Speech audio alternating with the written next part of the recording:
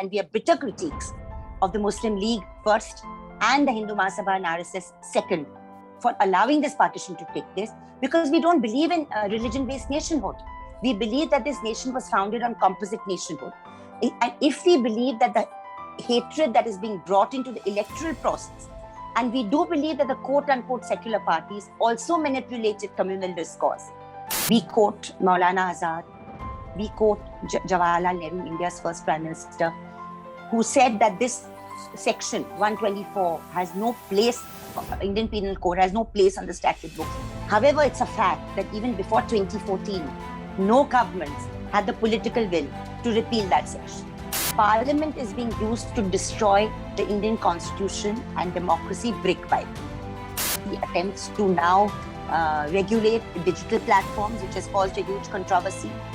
The issue is we were concerned largely, and we are concerned with the corrosive impact of communalism. Okay, now communalism has been one of my obsessions. Yes, you just have to look at the wretched social media.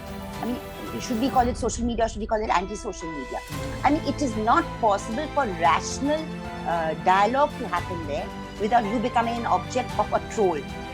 This is the level of manipulation in our country which is going on.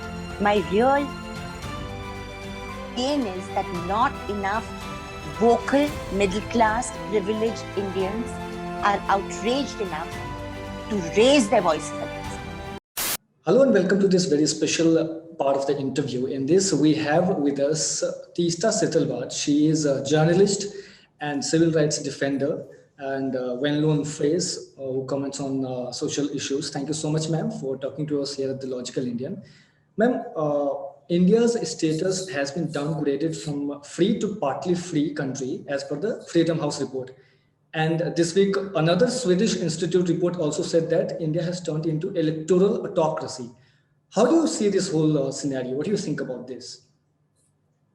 Well, we are in the midst of a very dangerous phase in our democratic functioning, because we have a majoritarian government, and we have a government which is in a majority at the center and also is in power in many states.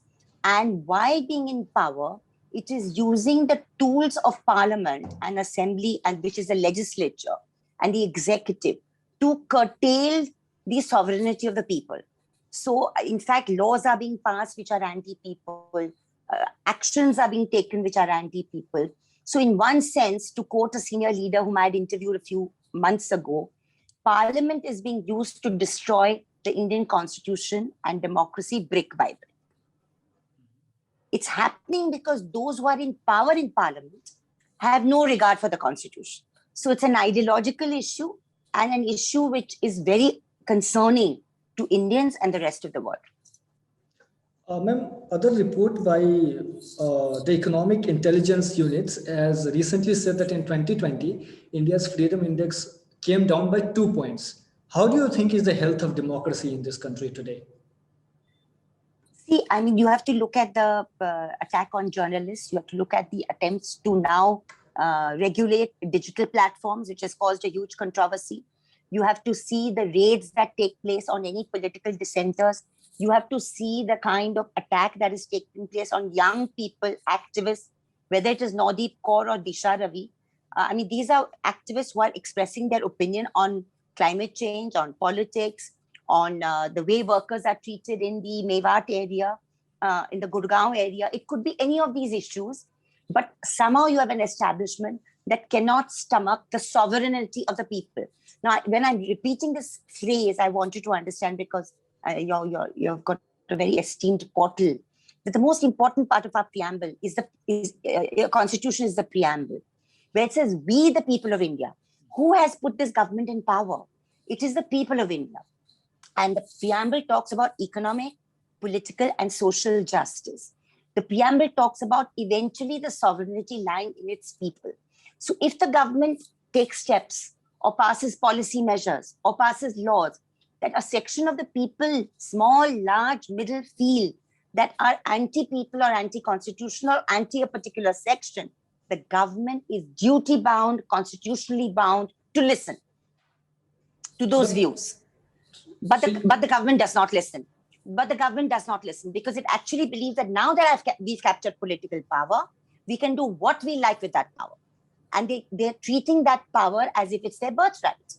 And therefore, you have terms like autocracy coming in from this institute, which says now we are an electoral autocracy.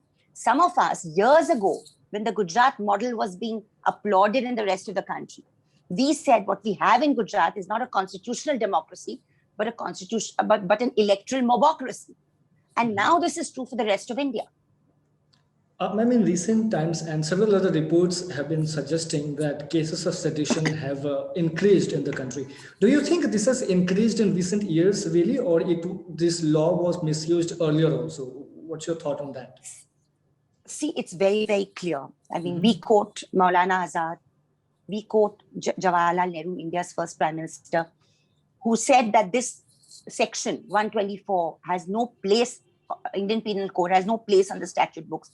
No civilized country should have such a section on the statute books. However, it's a fact that even before 2014, no governments had the political will to repeal that section.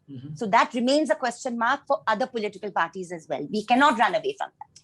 The fact is, sedition should have gone from the statute books, particularly in view of what the Supreme Court has said repeatedly in so many cases, but it was not gone.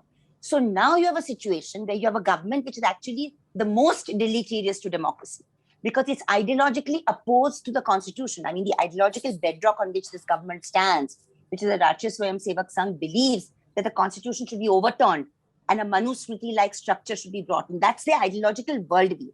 So if you have a situation where earlier more democratic or relatively more secular governments did not have the moral and political courage to repeal 124, obviously, this government, which has no commitment to people's sovereignty or dissent in any case, is going to misuse it.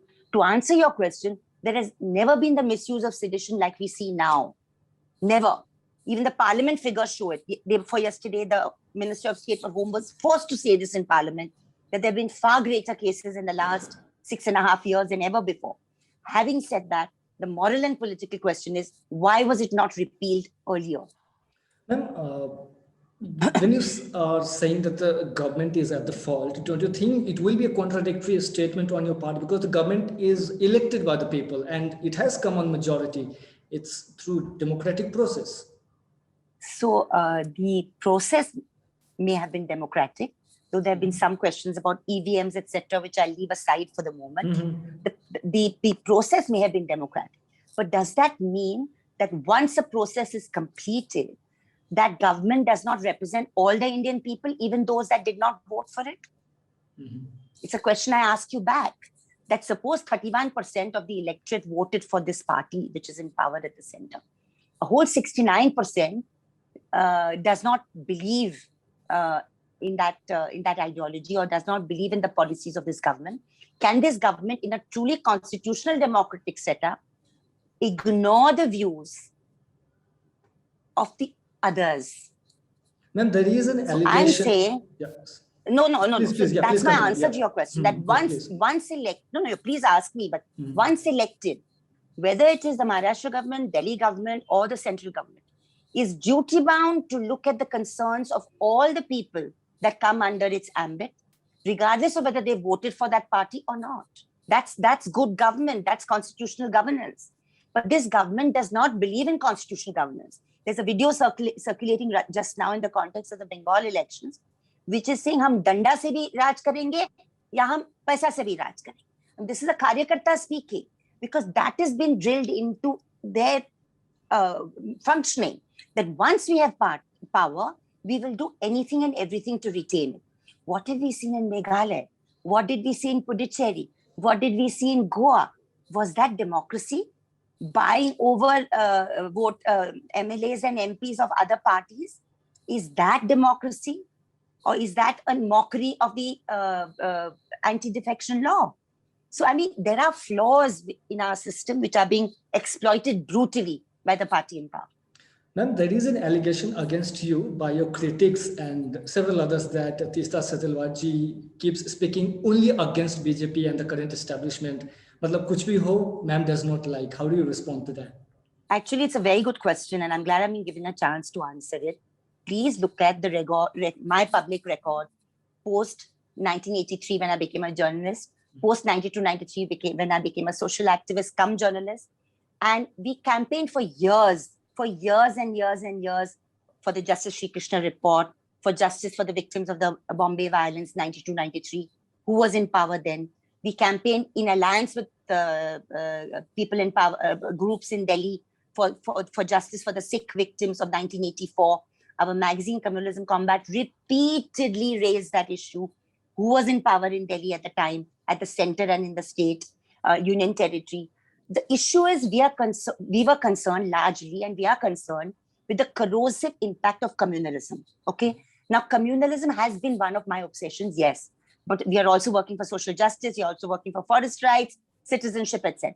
Why do we find communalism that once partitioned our country, and we are bitter critiques of the Muslim League first and the Hindu Mahasabha and RSS second for allowing this partition to take place? Because we don't believe in religion-based nationhood. We believe that this nation was founded on composite nationhood. And if we believe that the hatred that is being brought into the electoral process, and we do believe that the quote-unquote secular parties also manipulated communal discourse. Look at the opening up of the Babri Masjid. Look at the Shah Banu case. We were the bitterest critiques of the amendment to the penal law and the Muslim Women's Divorce Protection Act by the Rajiv Gandhi government. We've said so publicly. But today, that was cynical communalism, using communalism when you're in power, unforgivable. But today you have a party that's very ideology is communal, that does not believe in the constitution, which is why it's a greater evil as far as I'm concerned. So, ma'am, let's shift focus to some other issues also. Like in Parliament of India, Women's Reservation Bill seeks for the representation of 33% politicians and women politicians. Now it has lapsed. It has not been passed by the, if I'm not wrong, the Lok Sabha. What do you think should be done for the equal representation of women politicians, not just politicians, but women in public life? In this context, obviously women politician. Why is it not being passed despite the majority? You see, that's a very good question, that despite the fact that this entire concept was brought in the late 90s, 1997, 98, when we were much younger, and we were very excited by the fact that there should be this kind of affirmative action to ensure women's presence in parliament, in the state assemblies, etc. Now, even then we asked the question, why 33%? Why should it not be 50%? Because women hold up more than half the sky. Many of us raised this issue. We also raised this issue, which is important, which many people didn't like, which is that, we have to look at the social justice element, because we should not only have the more powerful castes and classes taking over these seats. We should also make sure there's enough Dalit women representation, minority women representation, Muslim and Christian, Adivasi women's representation, economically backward sections, the Safai Kamgar, Anganwadi workers. So we need to also have a cross intersectionality in this, so that it just does not become reservation for those from the privileged castes and classes. So it's a complex issue, because how many of our political parties actually encourage women's participation from the top to the bottom, particularly in leadership levels? It's a question we need to ask ourselves. How many of our political parties allow for Dalit and OBC representation and minority representation at the leadership level, Adivasi representation at the leadership? Because it's not just gender. There are many other issues also. And this is, sorry to cut you, and this is the problem for all the political parties. I mean, please, Yeah. Absolutely. Across the board. Even the left. Even the left. I think all the parties need to ask themselves why there are not enough women of all sections, particularly the working sections, particularly the laboring sections, farmers, Adivasis, Dalits, minorities, among decision-making leadership positions in their parties. I think that's the question that needs to be asked. In fact, the report says that only around 11% of representation is there of women in the parliament of this country. Correct. And then what about, like you yourself said, assemblies? What about panchayat? Yeah. What about local administration? What about bureaucratic positions? What about different structures of governance, which is law enforcement agencies, police, IB, all these other agencies? Because eventually democratic governance is not just about elections, it's also about representation and policy making. So, ma'am, I have figures by the ADR. Now it says that since 2004, there was 24% of members of parliament that had criminal cases pending against them. Now that increased from 24% to 43% in 2019 general elections. Now, there have been several judgments by the Honorable Supreme Court of India. What do you think is the solution to stop criminalization of, politics in this country? The one argument is that you cannot just bar someone from contesting election because he has a tainted record, because he is not convicted, he has not been sentenced. But then again, the other saying, if you don't do that, there are chances and you are promoting criminalization in politics. So what's the way out? I have a slightly more, give me a minute. I have a complex take on this issue of criminalization. Because I think today the single biggest thing which is corroding our democracy is money in politics. Money power in politics, and a triangulation of a suffocation of who represents whom in parliament. For instance, how many billionaires are there in parliament? Okay, it's a huge question for me. How many business magnates are there in parliament? How many media, television company owners are there in parliament? I think we need to ask these questions because today we are seeing that in parliament, real issues do not get discussed. And they don't get discussed because it's not just criminalization in terms of IPC section 420 or 307. It is criminalization in terms of vested interests having completely captured our democracy. I've looked at this issue in quite a lot of depth. There have been demands from certain political parties that there should be a curb on money spending during elections. Even that is a kind of incomplete job that the Election Commission does, because though there is a limit on individual candidate spending, the individual candidate and how much the party spends is not collated as that individual's expense. So you can have, for instance, in the Bihar elections, six central ministers using 9 helicopters for 25 days. We don't know how much that costs. It benefits all the BJP candidates in Bihar, but that's not put down to the actual individual candidate expenditure. That's a huge lacune, Is that not criminalization of politics at the very core? How much money is being spent by whom? Which parties have access to how much money? Should this not be more transparent? Is the question. Now I have a slightly different question. Ma'am, do you think there is enough space for young leaders, young politicians, youth participation in the Indian political landscape? Like, what's the challenge? Why not more and more youngsters are coming and joining the politics, the active politics? Actually, that's such a good question, and I think we talk about caste prejudice, communal prejudice, class prejudice, but I think Indian society has huge ageist prejudice. Somehow we are not confident about our young people. We see that in our families, in our businesses, in our associations and all. And India is a very young country. You're absolutely right about that. And I think, therefore, at every level, we need to somehow give more leadership positions, decision-making positions to younger people, and allow them to maybe look at solutions differently from the way another age group would, because maybe they will come up with different solutions. And I think, yes, India needs to have more younger faces coming in, though experience is always valuable, but I think young persons are very, very important. I'd also like to take this opportunity to say that our organization, because you didn't mention that in my introduction, Citizen for Justice and Peace, the organization that I represent, cjp.org.in, we work with lots of youngsters on many of our campaigns at an internship level, at a volunteer level.